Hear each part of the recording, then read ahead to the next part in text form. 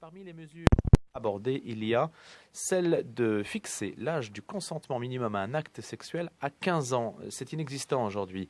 Il s'agit de l'aligner sur celui de la majorité sexuelle par souci de cohérence et de protection des mineurs, affirme le président de la République, qui parle par ailleurs de conviction intime. Il y a d'autres mesures parmi celles qu'il a annoncées, mais on va commencer par celle-ci, si vous le voulez bien, sachant d'ailleurs qu'il y a un procès qui commence aujourd'hui à Fontainebleau, en Seine-et-Marne. Un professeur de mathématiques de 31 ans va être jugé pour avoir entretenu pendant plusieurs mois une relation sexuelle avec une collégienne de 14 ans qui avait été son élève. Arnaud Benedetti, Olivier Milza de Cadenet, respectivement, professeur à la Sorbonne en communication. Bonjour Arnaud. Bonjour. Olivier Milza de Cadenet, professeur d'histoire, et puis aussi grand voyageur. Bonjour Louis. Bonjour Olivier. C'est vous qui commencez là-dessus ? Alors 15 ans, c'est... 15 ans, c'est Monsieur Macron, comme d'habitude, enfonce des portes ouvertes. 15 ans, c'est l'âge de la majorité sexuelle, donc il ne fait que rappeler la loi, premièrement. Deuxièmement, comme d'habitude, Monsieur Macron ne pose pas les vrais problèmes. J'en vois déjà deux. Le problème, c'est que l'âge au consentement va poser l'âge du contentement, donc il va falloir s'adresser à des psychiatres. Savoir quand un enfant, un jeune enfant, un adolescent, un préadolescent est atteignable par du désir sexuel et comment l'encadrer, ce qui, à mon avis, aboutit aussi à remobiliser les familles, car c'est dans le cadre de la famille que va se faire l'éducation pour éviter un certain nombre de comportements.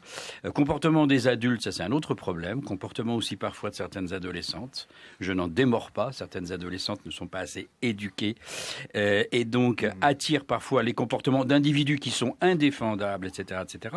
Deuxièmement, c'est sûrement pas en réactivant à l'école des théories du genre, et on l'a vu au moment de la présidence de M. Hollande, vouloir réintroduire l'éducation au plaisir à l'école, qu'on va diminuer ce genre de choses. Donc là encore, j'ai envie de dire, effet d'annonce, c'est un travail en profondeur qu'il va falloir engager. Et enfin, troisièmement, je suis désolé qu'on mélange tout.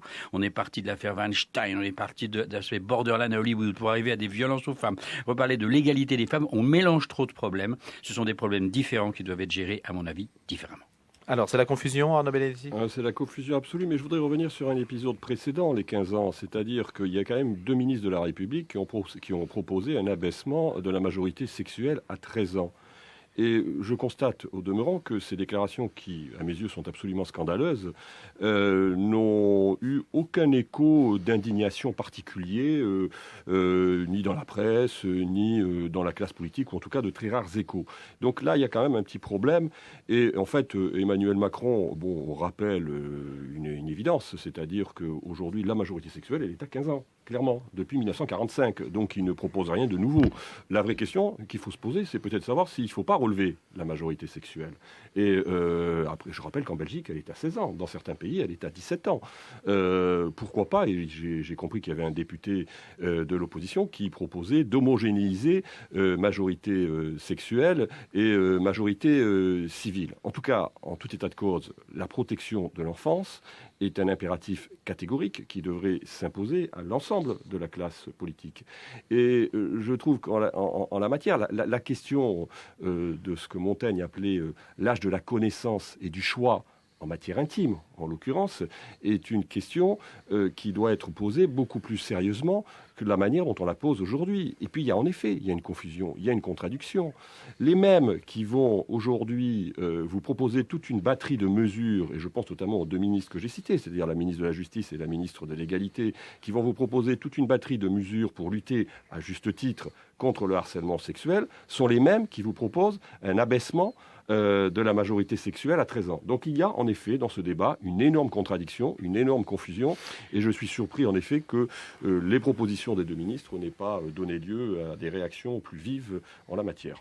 Olivier Milza du Cadenet. Que M. Macron renonce à fêter mai 68, c'est-à-dire que M. Macron renonce à donner la voix à des gens qui sont quand même aujourd'hui les Torquemada de la lutte contre le harcèlement, comme l'a dit Arnaud, tout en étant ceux qui sont les héritiers idéologiques du jouissons sans entrave, où je ne citerai pas de personnages connus qui se vantaient dans une émission de télévision de se faire, pardonnez-moi, toucher par des petits-enfants, fin de citation.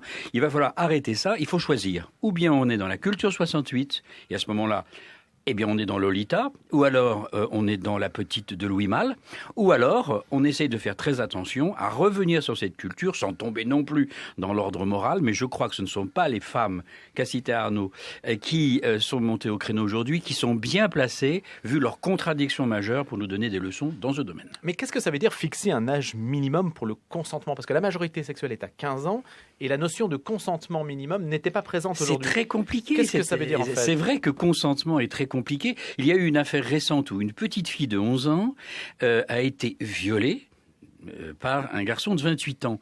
Mais moi, j'en reviens toujours à l'éducation et au milieu familial. Ce garçon de 28 ans dit à cette petite fille « Veux-tu un baiser sur la bouche ?» La petite fille répond « Oui ».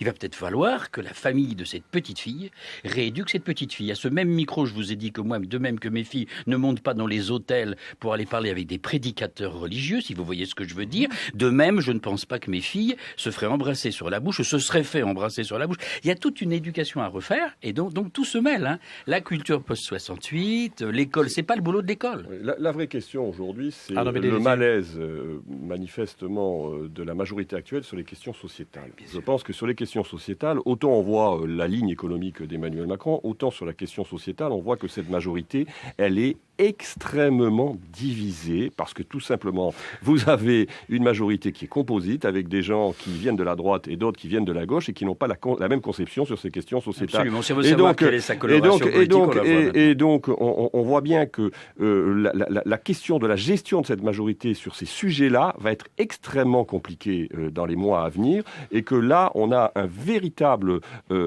objet de crispation entre les différentes composantes de cette majorité qui risque de voir le jour. Mais ça veut dire qu'il y a une forme de condamnation à l'impuissance ou alors à des formes d'incohérence parce que d'une certaine façon, il se hasarde sur ce terrain alors que précisément, si c'est un terrain délicat, il ferait mieux de... Oui, mais Arnaud a raison de rappeler que c'est comme un révélateur en photographie, enfin du moins en argentique, cette question révèle les contradictions de cette majorité. Cette majorité est en grande partie faite de gens de gauche qui veulent avoir l'air de dépasser le clivage droite-gauche, mais qui, confrontés à un problème sociétal comme celui-là, montrent quelles sont leurs racines idéologiques, et leurs racines idéologiques remontent à cette permissibilité de 68 qui a amené parfois des jeunes filles innocentes à adopter des comportements qui n'étaient pas très conformes. Merci beaucoup à tous les deux, Olivier Milza de Cadenet, Arnaud Benedetti.